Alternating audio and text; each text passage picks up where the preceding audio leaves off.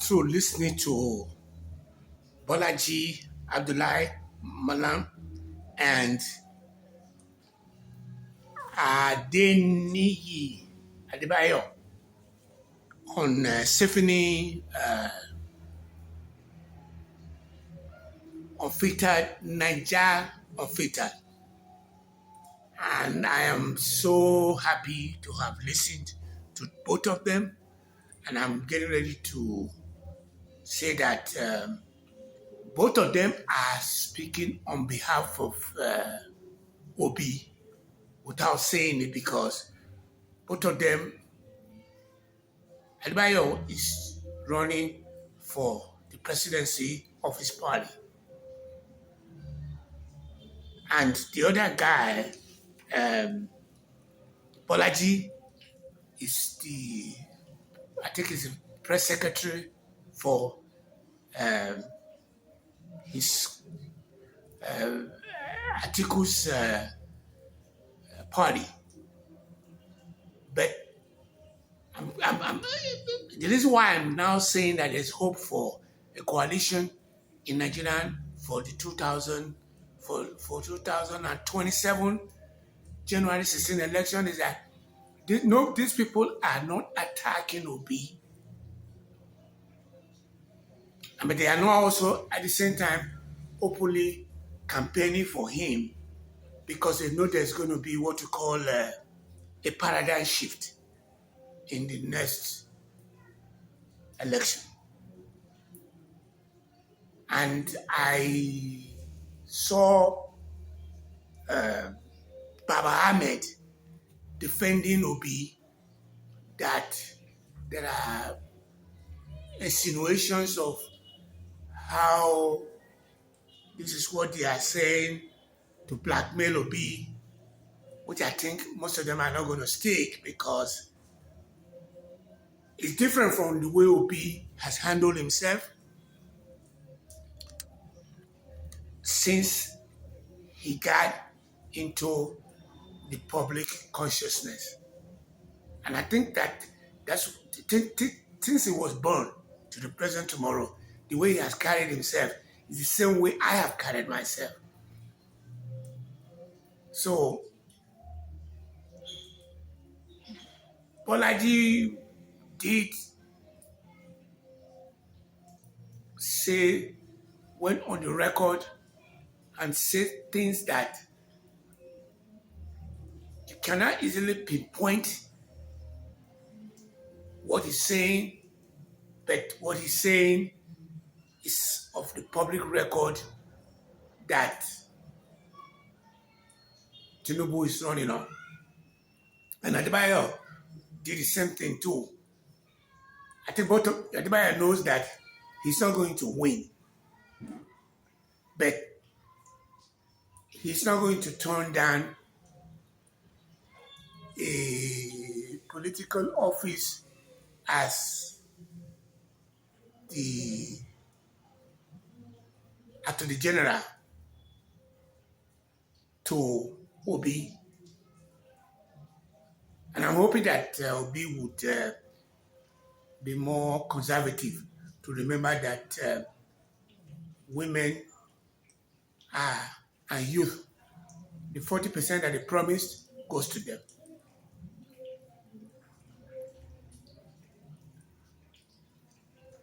From all indication, and from what I have put up today, I addressed the issue of the World Cup that they are currently playing, and I'm not very happy about America involvement in the call that Trump made to Gianni Infantino.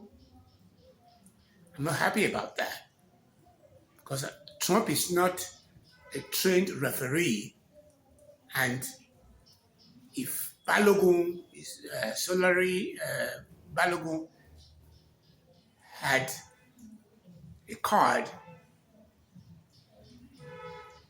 Trump is using his own uh, emotion to want America to win, even though they still lost. And if the uh, the guy, what is called him, Gianni Infantino, did not cave to Trump's whim, Trump can make his life difficult on the long run. And I think that's unfair. And I want to take that, the World Cup that's currently going on to another level. There was something at the cornerstone of my existence, which is original sin of slavery came up, where we know a senator was calling out the captain of France, which was a Cameroonian, and started telling him about how racial slur about him. And there's another racial slur that went in when a YouTuber was called out and was they used a racial slur on him. I think there was another case of racism. So I'm going to use the opportunity to tell my average Nigerian brothers and sisters, especially those who are inside the continent or the four wall of the motherland in Africa that have not gone out, that have pretty much forgiven the white supremacists, the white nationalists, make America great again, make white people great again. They pretty much just forgotten about them, and they are busy with how they're going to make money. And as such, they are not talking about racism. I think one of the guys' reaction online was, let us enjoy the football, when Aisha made it clear that Nigeria is gone as we know it. And when Obi made the last adoption in Benue public. So unless we do something about reversing the course of women, we are never going to ever see the light of day. Unless women start being in the position of presidency all across the world is never going to ever see the light of day. I am glad that I'm standing at the shoulder of giants on people like Pelosi, Hillary Clinton, Oprah Winfrey, people like Idia, and stuff like that. I did go in and started questioning. I did a lot of other snippets, but a lot of them were in the area of trying to see whether we can be able to dissect what somebody like Adebayo said. The only thing I can take away from that thing there was that he made it clear that the government has what you call Section 162 accounting system in the federal government, where no matter how much money goes through Nigeria, it must go in there. Like, for example, if British Airways is flying to South Africa and go through the airspace of Nigeria, they're supposed to pay us some money for flying to the airspace. When that money comes in, it's supposed to go into the treasury. And according to what we are currently going, the money is not going there. It's just blocking it. And the budget that is supposed to be on the physical side for spending is being padded, and fictitious organizations are allocated much money without knowing where to spend. That is where this Baja Biamela came in, and people were taking 400 million and they were going to add another 4 million. And at this point in time now, Bajamila is still in the office, and people are saying that he should be sidelined so that we can have a proper investigation. I want to thank Adibayo, and I also want to thank what they call him, Bolaji, for their submissions, because these are people who are of West, Southwest abstraction.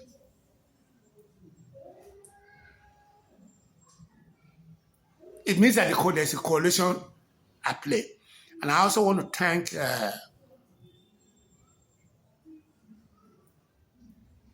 Kwakwaso on BBC, where he started explaining how Nigerian and the West, the Eastern Bloc and the Northerners are not enemy. They was able to find a way to explain that. And Sani Mohammed also went in and explained how